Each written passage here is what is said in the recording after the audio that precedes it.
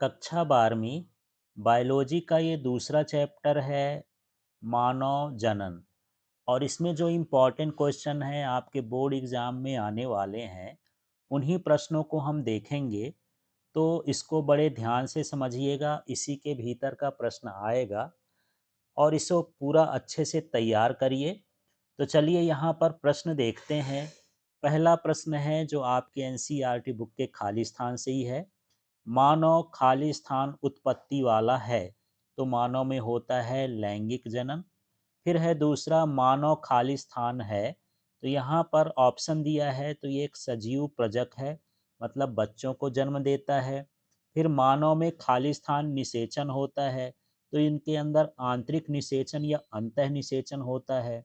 नर एवं मादा युग्मक खाली स्थान होते हैं, तो ये नर और मादा युग्मक अगुणित होते हैं। फिर है युग्मनज, खाली स्थान होता है, तो युग्मनज तो नर और मादा के मिलने से होता है, तो ये द्विगुणित हो जाता है, तो यहाँ पर द्विगुणित हो जाएगा। ये सभी खाली स्थान में भरने के लिए आते हैं, इसलिए इनको अच्छे से देखिएगा। फिर एक परिपक्व पुटक से अंडाणु या कह सकते ओवम के मोचित होने की क्रिया को क्या कहते हैं? तो यह क्रिया कहलाती है अंडोत्सर्ग। इसके बाद अगला देखिए, अंडोत्सर्ग या हम इसको ओव्यूलेशन बोलते हैं, में खाली स्थान नामक हार्मोन द्वारा प्रेरित होता है।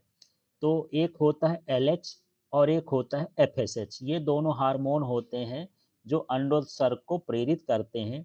ये इसके बाद इसकी जो फुल फॉर्म है ल्यूटिनाइजिंग हार्मोन और एफएसएच का फॉलिकल स्टिमुलेटिंग हार्मोन।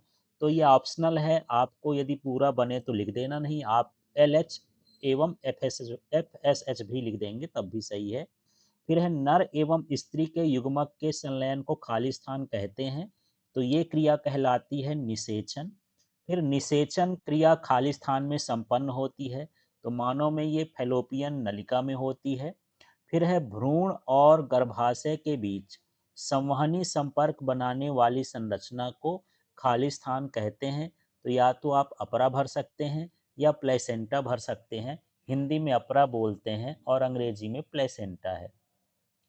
अब यहाँ पर हमको सही और गलत बताना है, जिसको आप सत्य सत्य भी कह सकते हैं। तो देखिए, पुंजनों जिनको एंड्रोजेंस का उत्पादन सर्टोली कोशिकाओं द्वारा होता है, ये गलत है। फिर है शुक्राणु की सर्टोली कोशिका से पोषण प्राप्त होता है, ये सही है।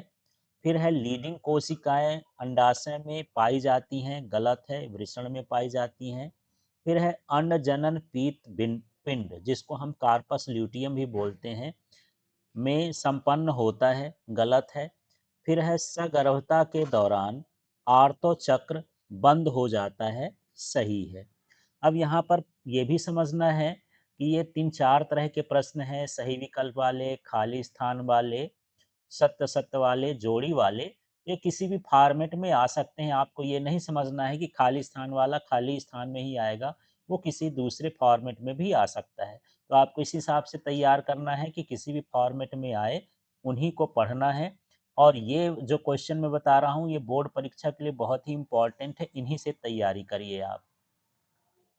इसके बाद देखिए, निषेचन का संबंध किससे है? तो यहाँ पर आप पूरे पॉइंट देखेंगे, उसमें से है डी नंबर का, नर युग्मक के केंद्रक का मादा युग्मक के केंद्रक के साथ जुड़ जाना, ये क्या कहलाता है? निषेचन कहलाता है। फिर यहाँ पर है मनुष्य होता है, तो ये मनुष्य जो होता है जरायुज, जरायुज का मतलब होता है जो बच्चों को जन्म देता है। फिर ये मध चक्र, मध चक्र होता है, तो इसको हम मध चक्र को क्या बोलते हैं? ऋतुस्राव चक्र भी बोलते हैं, तो यहाँ पर ये ऑप्शन सही है। फिर है मानव शरीर का कौन सा अंग पुनर्जनन को प्रदर्शित करता है? तो ये होता है यकृत, जो पुनर्जनन कर सकता है। फिर है स्तनधारियों में निषेचन होता है, तो स्तनधारियों में जो निषेचन होता है वो फैलोपियन नलिका में होता है, इसको अंडवाहिनी नलिका भी बोल देते हैं। तो यहाँ अंडवाहिनी कीप लिखा है, तो आपको कंफ्यूजन में नहीं रहना है, अंडवाहिनी नलिका है ना कि कीप है। तो अंडवाहिनी में ही होता है इसका, जिसको हम फैलोपियन नलिका भी बोल देते हैं। फिर है सेमिनिफेरस नलिकाएं पाई जाती हैं, तो ये कहाँ पाई जाती हैं? वृषण में। अब देखिए सही जोड़ी की बात करते हैं तो सही जोड़ी मिलाते हैं। एक्रोसोम का जो संबंध है, ये इसका सिर होता है ना शुक्राणु का, तो यहाँ पर ये शुक्राणु हो गया। फिर जो सर्टोली कोशिकाएं होती हैं वो किसमें पाई जाती हैं? वृषण में, तो यहाँ वृषण हो जाएगा। फिर है प्रोस्टेट ग्रंथि, तो ये यूरेथ्रा के अगल बगल पाई जाती हैं, तो यहाँ पर ये हो जाएगा यूरेथ्रा।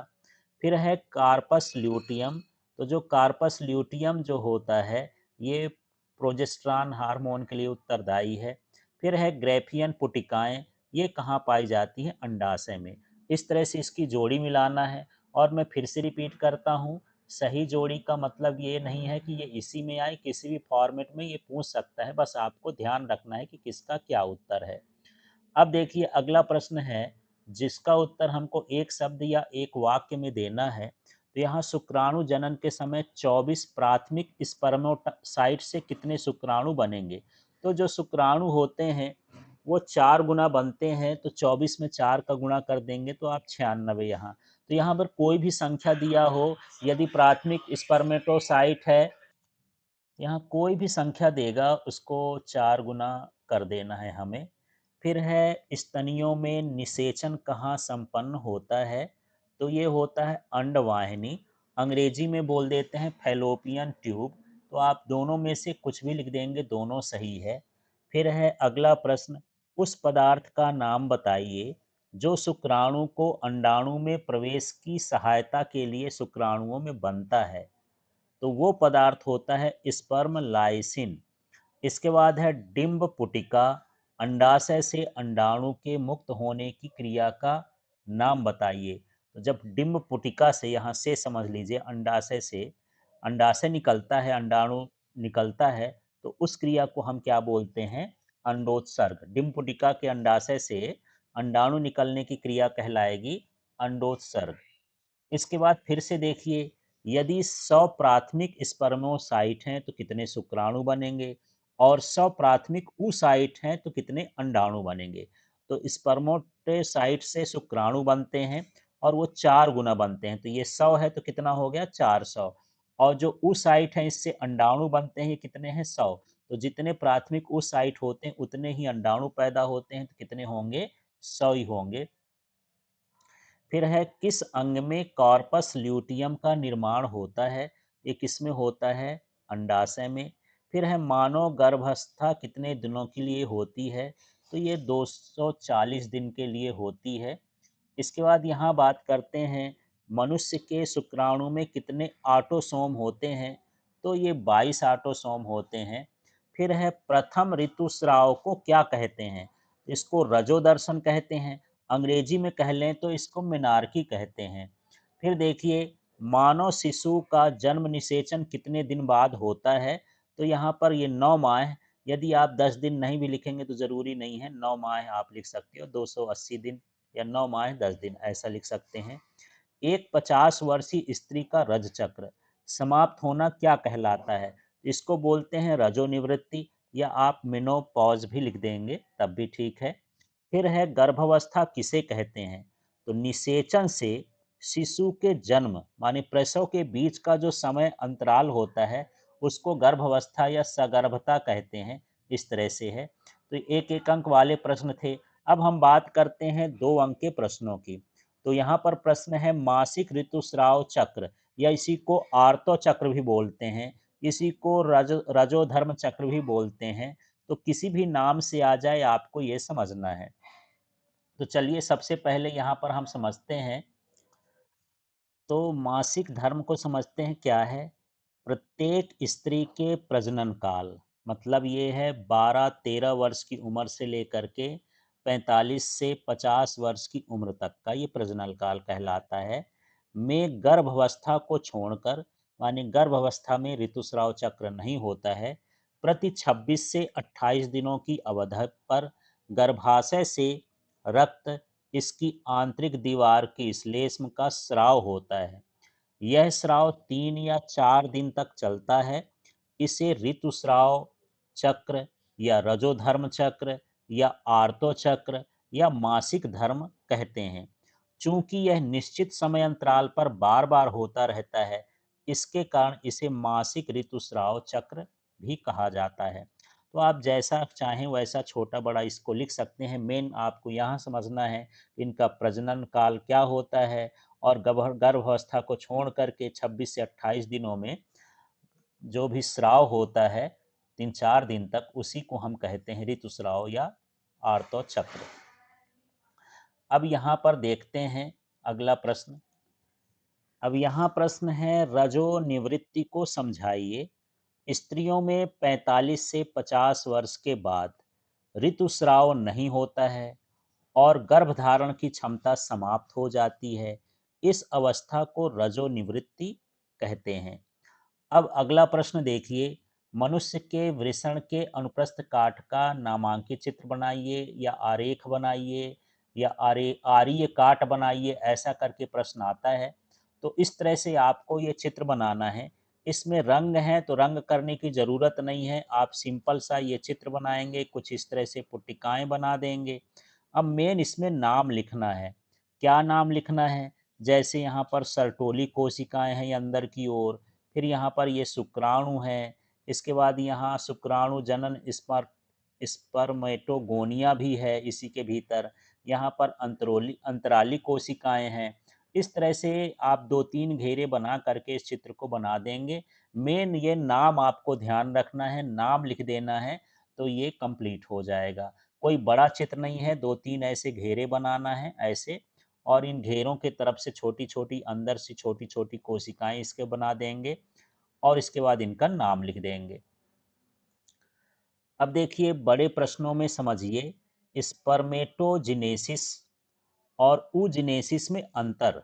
तो सबसे पहले तो आप समझ लीजिए कि ये पूरी हिंदी में यदि हम कहेंगे तो ये कहलाया शुक्राणु जनन। इसको क्या बोलते हैं? शुक्राणु जनन की क्रिया। और ये वाला क्या कहलाता है? अंडाणु जनन। तो परीक्षा में इस नाम से भी आ जाता है शुक्राणु जनन। और अंडाणु जनन में अंतर लिखिए या स्पर्मेटोजेनेसिस और oogenesis में अंतर लिखिए, तो एक ही चीज है। चलिए इसमें अंतर देखते हैं। और आपका बड़ा प्रश्न तो 4 अंक का आएगा, तो कोई भी 4 अंतर आप सही सही इसमें लिखेंगे तो 4 अंक मिलेगा। देखिए, इस क्रिया द्वारा वृषण से स्पर्मेटोजोआ या शुक्राणु का निर्माण होता है। आप सीधे लिखिए, इससे शुक्राणु का निर्माण होता है। इस क्रिया में अंडाशय में क्या होता है? अंडाणु का निर्माण होता है। इस विधि में वृषण की जर्मिनल एपिथेलियम कोशिकाओं के परिपक्वन से प्राथमिक स्पर्मेटोसाइट बनता है। अंडाशय की जर्मिनल एपिथेलियम की कोशिकाओं द्वारा प्राथमिक oocyte बनता है। तो दोनों सेम ही है, केवल इसमें अंडाशय है और इसमें वृषण है। इसमें प्राथमिक स्पर्मेटोसाइट बनेगा और इसमें प्राथमिक oocyte बनेगा। फिर देखिए, प्राथमिक स्पर्मेटोसाइट के विभाजन से 4 स्पर्मेटिड बनते हैं, माने शुक्राणु बनते हैं। तो आपको स्पर्मेटिड यदि नहीं लिखना है तो शुक्राणु भी लिख सकते हैं। अब देखिए, यहाँ प्राथमिक ओसाइट के विभाजन से निषेचन के समय शुक्राणु में प्रवेश होता है, जिससे एक अंडाणु और एवं 3 ध्रुवीय कोशिकाएं बनती हैं। शुक्राणु में पीतक नहीं पाया जाता, इसमें पीतक है, इसमें शुक्राणु में पीतक नहीं पाया जाता। अंडाणु में पीतक पाया जाता है। शुक्राणुओं की संख्या अधिक होती है, अंडाणुओं की संख्या कम होती है। इस तरह से हमको शुक्राणु जनन, जिसको स्पर्मेटोजेनेसिस कहते हैं, और अंडाणु जनन oogenesis में अंतर लिखना है। ये प्रश्न अक्सर आता रहता है। और आपको ये भी समझना है कि इससे 1 अंक, 2 अंक, 3 अंक हर तरह के प्रश्न बनते हैं, तो इस टेबल को अच्छे से तैयार करें। अब यहाँ प्रश्न है, देखिए, अंडाशय की आरेखीय काट का चित्र हमको बनाना है। इस तरह से अंडाशय है, कोई विशेष नहीं है, ये इस तरह से आपको ये चित्र बनाना है। और ये चित्र बनाने के बाद इसमें कलर करने की ज़रूरत नहीं है, आप ब्लैक पेन से ही जहाँ खाली हो उसको खाली छोड़ देंगे, यहाँ बिंदी बिंदी भर देंगे। इस तरह से आपको चित्र बनाना है। चित्र बनाने के बाद आपको, जैसे इस चित्र में लिखा है, ये एनसीईआरटी बुक का ही रुधिर वाहिकाएँ हैं। ये छोटी मोटी बना के प्राथमिक पुटक हैं। फिर ये जो हैं थोड़ी थोड़ी बढ़ गई तो ये तृतीयक पुटक कहला गया। फिर ये ग्राफी पुटक कहला गया। फिर ये जब बाहर फूट करके निकलता है तो इसको हम क्या कह देते हैं, अंडाणु कहते हैं। और इसमें पीत पिंड पाया जाता है तो ये कार्पस ल्यूटियम हो गया। मेन आपको इस चित्र को बना करके इसके नामों का दर्शाना है, नाम आपको ध्यान रखना है। तो चित्र को एक बार देख कर के बिना देखे बनाइए, आपकी तैयारी अच्छे से हो जाएगी चित्र की। चलिए एक बड़ा प्रश्न और देखते हैं। निषेचन की क्रियाविधि का वर्णन करिए और इसके महत्व को समझाइए। ये स्तनी के लिए है, मानव निषेचन के लिए। तो सबसे पहले समझते हैं निषेचन क्या है, फर्टिलाइजेशन क्या है। तो जो शुक्राणु होता है जिसको नर युग्मक कहते हैं, अंडाणु जो होता है उसे मादा युग्मक कहते हैं, ये मिल करके युग्मनज का निर्माण करते हैं। तो इस क्रिया को निषेचन कहा जाता है। ये खाली स्थान में भरने के लिए भी आ जाता है। मनुष्य में अंतः निषेचन पाया जाता है, मतलब नर युग्मक और मादा युग्मक शरीर के अंदर, मादा शरीर के अंदर मिलते हैं। जब मैथुन के अंतिम चरण में नर अपने वीर्य को योनि में स्खलित कर देता है, तो स्खलन के समय वीर्य में लगभग 20 करोड़ की संख्या में शुक्राणु होते हैं। लेकिन इनमें से अधिकांश योनि की दीवार के अम्लीय स्राव के कारण मर जाते हैं। इसके अलावा कुछ शुक्राणुओं की हानि मादा के जनन मार्ग के संकरे और इसकी दीवार के चिपके होने के कारण हो जाती है। शुक्राणुओं की इस बड़ी संख्या में से केवल कुछ शुक्राणु ही गर्भाशय में आते हैं और अंडवाहिनी में पहुंचते हैं। अंडवाहिनी में आकर ये अंडाणु के चारों तरफ अपने सिर के द्वारा चिपक जाते हैं और शुक्राणु का एक्रोसोम स्पर्म लाइसिन का स्राव करते हैं, जिससे एक शुक्राणु से संपर्क स्थान पर अंडाणु की बाहरी दीवार फूलकर एक निषेचन शंकु बना देती है। अंडाणु और शुक्राणु के सिर की प्लाज्मा झिल्लियां घुल जाती हैं। फलतः नर और मादा युग्मकों के केंद्रक पास पास आ जाते हैं और दोनों मिलकर के द्विगुणित केंद्रक बना देते हैं। इस अंडाणु को युग्मनज कहा जाता है, जिसमें ये निषेचन हो जाता है, द्विगुणित केंद्रक हो जाते हैं, उसे क्या कहते हैं, युग्मनज। निषेचन की क्रिया पूर्ण होने में लगभग 2 से ढाई घंटे का समय लगता है। अब निषेचित अंडाणु गर्भाशय की गुहा की ओर बढ़ता है और लगभग 7 दिनों में यह गर्भाशय की गुहा में पहुंच जाता है और यह यहीं पर गर्भाशय की दीवार में स्थापित हो जाता है। निषेचन के बाद फिर भ्रूणी प्रावस्था प्रारंभ हो जाती है। तो इस तरह से है, जब योनि में वीर स्खलित होता है तो 20 करोड़ की संख्या में रहते हैं। अम्लीय स्राव के कारण कुछ मर जाते हैं, कुछ इसमें चिपक जाते हैं। फिर ये कहाँ चले जाते हैं, ये चले जाते हैं अंडवाहिनी में।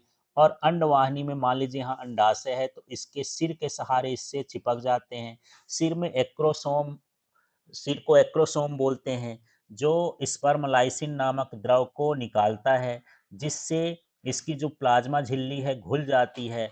और इस तरह से जैसे घुलेगा तो इसमें एक शुक्राणु इसके अंदर प्रवेश कर जाएगा। और जब प्रवेश कर जाएगा तो इसके दो केंद्रक होंगे, ये अंडाणु का केंद्रक है और एक शुक्राणु का केंद्रक है, आपस में मिल जाएंगे। अब ये जो अंडाणु है ये युग्मनज कहलाएगा। फिर ये 7 दिन तक जो है धीरे धीरे चल करके गर्भाशय की ओर स्थापित होने में आएगा। इसके बाद ये मेरुला कंडीशन में आ जाता है और गर्भाशय में स्थापित हो जाता है। इस तरह के मानव शरीर में पूरी प्रक्रिया होती है निषेचन की। तो इस चित्र को भी आप बना के बताएंगे। अब देखिए अगला प्रश्न है, पुरुष जनन तंत्र का नामांकित आरेख बनाएं। ये दोनों आरेख हैं, इनमें से किसी भी एक को भी बना सकते हैं, दोनों अलग अलग हैं देखने में। इसका भी यहाँ पर वृषण कोष हो गया, ये वृषण कोष बन जाएगा, इसको हम वृषण बोलेंगे। यहाँ शुक्रवाह नलिका हो गई, ये अधिवृषण हो गया। फिर यहाँ पर ये ग्रंथि हो गई, बाल्बो यूरेथल ग्रंथि। फिर ये यूरेटर है, यहाँ पर शुक्राशय है। फिर इसके बाद यहाँ से स्खलन नलिका है, इसी के यूरेथ्रा के पास प्रोस्टेट ग्रंथि होती है। ये मांसल भाग शिश्न हो गया, इसी में मूत्र नली हो गई। फिर ये अग्रछद हो गया। अब देखिए इसमें अग्रछद शिश्न, अब इसमें देखिए शुक्राशय है, प्रोस्टेट ग्रंथि है, बाल्बी यूरेथल है, शुक्रवाहक है, अधिवृषण है, वृषण कोष है। आपको जो भी चित्र बन जाए, चाहे ये वाला और चाहे ये वाला, तो कोई एक चित्र इसमें बना दीजिएगा, चाहे तो दोनों चित्र भी बना सकते हैं, ये समय पर है कि आपके पास समय हो तभी ये करना है, नहीं एक चित्र आपको बनाना है। इसके बाद इसके साथ अगला प्रश्न है, स्त्री जनन तंत्र का नामांकित आरेख बनाइए। तो यहाँ पर देखिए इस तरह से आपको चित्र बनवाना है। गर्भाशय अंतःस्तर, गर्भाशय पेशी तक, परिगर्भाशय, गर्भाशय गुहा, गर्भाशय फंडस, फिर यहाँ संकीर्ण पथ, अंडवाहिनी नलिका, स्तंभ, एम्पुला, तुम्बिका, कीप, झल्लरी, डिब ग्रंथि, गर्भाशय ग्रीवा, ग्रीवा नाल, योनि। इस तरह से आपको ये सारा चीज एक बार बना के देखना है। अब देखिए यहाँ पर वृषण तथा अंडाशय के बारे में प्रत्येक के दो दो प्रमुख कार्यों को लिखना है। तो चलिए सबसे पहले वृषण का कार्य देखते हैं। यह शुक्राणुओं का निर्माण करता है। वृषण में स्थित अंतराली कोशिकाओं द्वारा नर हार्मोन टेस्टोस्टेरॉन उत्पन्न करना, जिसके कारण नर में द्वितीयक लैंगिक लक्षणों का विकास होता है। इसी तरह अब हम देख लेते हैं अंडाशय के दो कार्य। तो पहला तो यही है कि ये अंडाणु का निर्माण करता है। दूसरा, ये एस्ट्रोजन हार्मोन का स्रावण करता है, जिससे मादा में द्वितीयक लैंगिक लक्षण आते हैं। अब देखिए अगला, ये अक्सर आता है शुक्राणु का नामांकित आरेख बनाना है। तो चलिए इस आरेख को दर्शाते हैं। तो पहले तो ये सिर वाले भाग को देखिए आप, इस तरह से आपको बनाना है। यहाँ पर ये केंद्रक युक्त गुणसूत्री पदार्थ है। ऊपर वाला भाग अग्रपिंडक है। जीव द्रव्य कला या प्लाज्मा झिल्ली है। ये पूरा भाग शीर्ष कहलाता है। यहाँ ये जिससे पुच्छ से जुड़ा होता है उसको हम ग्रीवा कहते हैं। इसके बाद ये इसका मध्य खंड होता है, जो ये पट्टी पट्टी जैसे आपको बनाना है। और इसमें सूत्र कणिका माइटोकॉन्ड्रिया पाई जाती है, जो तैरने के लिए ऊर्जा का स्रोत का कार्य करता है। और इसका जो निचला हिस्सा होता है इस तरह से हमको पुच्छ बना देना है। कोई बड़ा कठिन नहीं है, नाम याद रखना है। अग्रपिंडक, या इसी को हम एक्रोसोम भी बोलते हैं अंग्रेजी में, तो एक्रोसोम लिख सकते हैं आप। और इस तरह से आपको चित्र बना के नाम लिखना है। अब देखिए यहाँ क्वेश्चन है, अंडा अंड जनन और एवं शुक्र जनन को आरेखित करिए। यदि परीक्षा में केवल अंड जनन आए तो अंड जनन का आरेख बनाना है, सूत्र जन वो शुक्र जनन का आए तो शुक्र जनन का बनाना है। और यदि दोनों आ जाए तो इस तरह से बना के आपको इसको समझाना है। यहाँ पर देखिए मैं अभी शुक्र जनन की बात करता हूँ, जिसमें शुक्राणु का निर्माण होता है।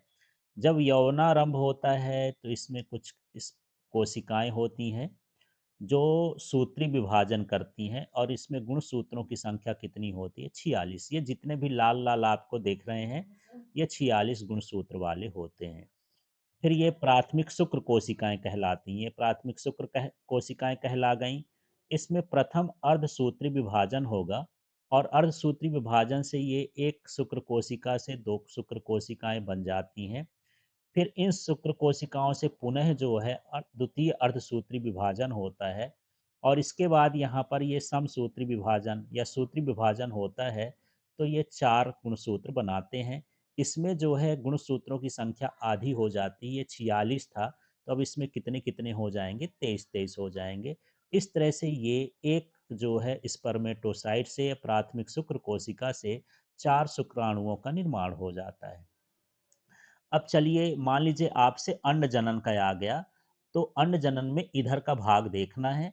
परीक्षा में दोनों तो बहुत कम आते हैं, लेकिन आपको इससे दोनों समझ में आएगा कि कैसे कैसे करना है। तो यहाँ सबसे पहले देख लेते हैं कि इसमें सबसे पहले जब सूत्री विभाजन होगा अंड जननी कोशिकाओं से, तो प्राथमिक अंडक बनता है। और इसमें एक कोशिका से एक अंडक का निर्माण होता है। और ये पहला अर्धसूत्री विभाजन होता है। इसके बाद यहाँ पर हम देखते हैं कि इससे जो है प्रथम ध्रुवीय पिंड भी बनेगा और एक द्वितीय अंडक भी बनेगा। फिर ये द्वितीय अंडक का भी विभाजन होता है तो द्वितीय ध्रुवीय पिंड बनता है। और एक यहाँ पर क्या बनता है? अंडाणु बनता है। इस तरह से यहाँ पर जो है अंडाणु बनने की प्रक्रिया जो होती है प्राथमिक अंडक से या अंड जननी कोशिकाओं से, उसको हम अंडाणु जनन की कोशिका अंडाणु जनन कहते हैं।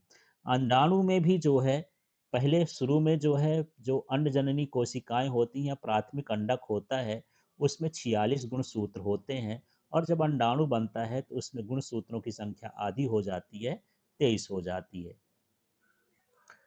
अब देखिए प्रश्न है, प्रसव क्या है? प्रसव को प्रेरित करने वाले कौन-कौन से हार्मोन शामिल होते हैं? तो गर्भवती माताओं के गर्भस्थ शिशु के बाहर निकलने की क्रिया को शिशु जन्म या प्रसव कहा जाता है। और इसको प्रेरित करने वाले हार्मोन हैं कार्टिसाल, एस्ट्रोजन और ऑक्सीटोसिन।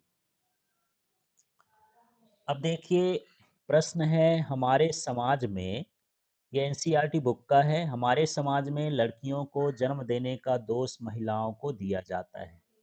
बताइए कि क्या यह सही है और क्यों सही है? तो यहाँ पर देखिए जो स्त्री के गुणसूत्र होते हैं, लिंग गुणसूत्र, वो होते हैं XX, और जो पुरुष के गुणसूत्र होते हैं ये XY होते हैं। अब यहाँ पर क्या होता है कि ये जो अगुणित होते हैं तो फिर ये इससे मिलेगा पुरुष के युग्मनज से, तो या तो XX से मिल सकता है ये वाला X, और या फिर ये किससे मिल सकता है, X वाला किससे मिलेगा, Y से। यहाँ पुरुष का X है और महिला का X है और पुरुष का X है, तो XX मिला। इसी तरह से ये महिला का X किसके साथ मिलता है, पुरुष के Y के साथ, तो XY हो गया। इसी तरह से अब हम इस x की बात करते हैं, तो ये वाला जो x है ये इस x से मिलेगा तो XX हो जाएगा, या y से मिलेगा तो ये क्या हो जाएगा, XY हो जाएगा। इस तरह से जिसमें XX आ गया ये क्या कहला गई, लड़की, और जिसमें XY हो गया ये क्या कहला गया, लड़का। तो इस तरह से लड़की और लड़का के जन्म लेने की संभावना जो होती है 50% होती है। लेकिन इस लिंग का निर्धारण किसके द्वारा होता है, पिता के द्वारा होता है, कि पिता का X इसमें आ रहा है कि पिता का Y इसके साथ संयोग कर रहा है। इसलिए लिंग के निर्धारण में पिता का रोल रहता है, इसलिए स्त्रियों को इसमें दोष नहीं दिया जा सकता है।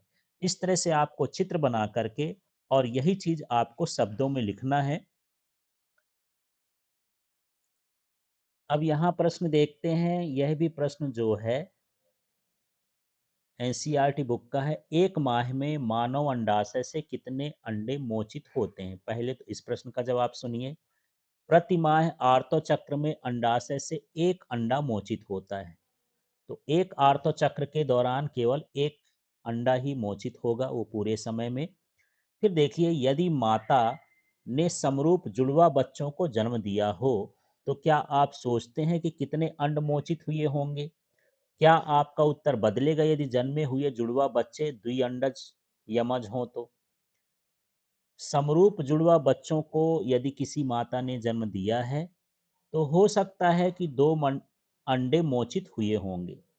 यदि जुड़वा बच्चे द्विअंडज यमज हों तो मेरा उत्तर नहीं बदलेगा।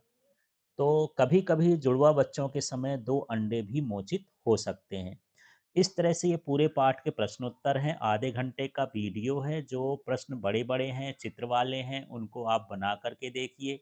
इस चैनल को सब्सक्राइब कर लीजिए, अपने साथियों को शेयर कर दीजिए, और आपके परीक्षा की फिजिक्स की, केमिस्ट्री की, बायोलॉजी की, मैथ्स की प्रिपरेशन इस चैनल के माध्यम से हो जाएगी। इसके नोट्स आप जो हैं LK फिजिक्स ऐप में डाउनलोड करके पा सकते हैं।